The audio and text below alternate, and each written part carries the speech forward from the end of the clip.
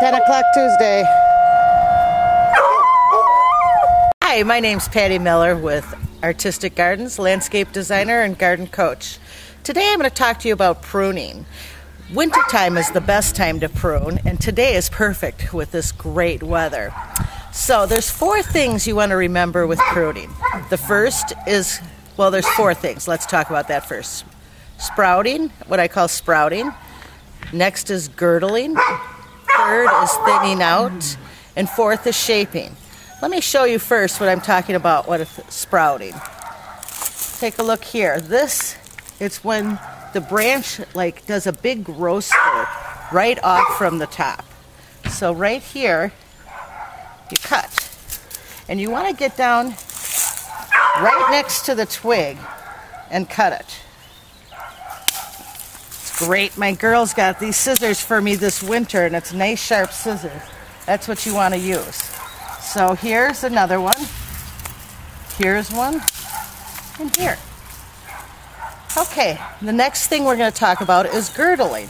Girdling's when 2 branches rub together to the point where the bark will be exposed. It's like having a wound, and you don't want that. That's good, not good. That's diseases and things like that can happen.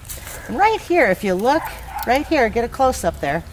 See these 2 branches, how they're coming together?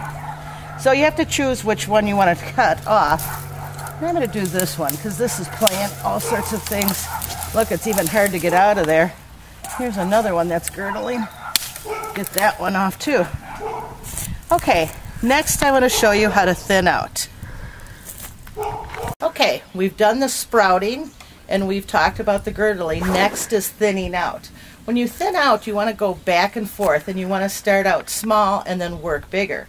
This magnolia here has a lot of branches, and so we want to get some of these out. And this is one of the reasons why it's a great time to prune in the winter time, because the leaves are all gone and you can see the structure of the shrub or tree that you're pruning.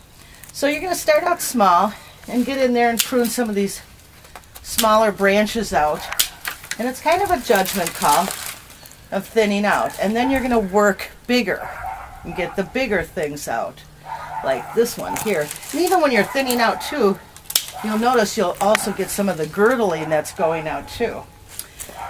And then the next thing is shaping.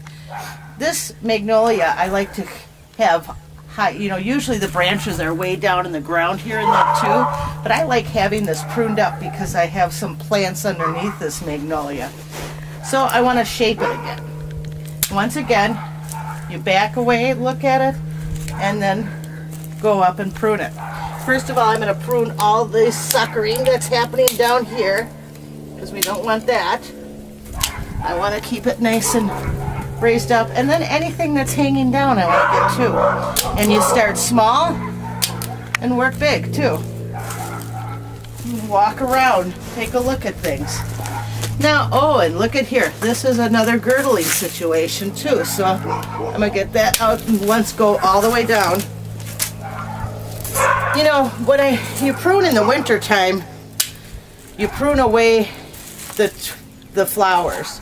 The rule of thumb is always to prune, well, the rule of thumb is you can either prune right after it blooms, that way you'll have blooms for next year, or prune during the winter time. And then you can kind of see things, but I'm also could be pruning some of the buds away or some of the flower heads away too. So it's kind of your choice on how you want to do it that way. So I'm going to keep on pruning this. Once again, my name's Patty Mueller with Artistic Gardens, landscape designer and garden coach. If you have any questions or you'd like to use my services, email me at artisticgardens@gmail.com. And like I always say, what you plant today will bloom tomorrow.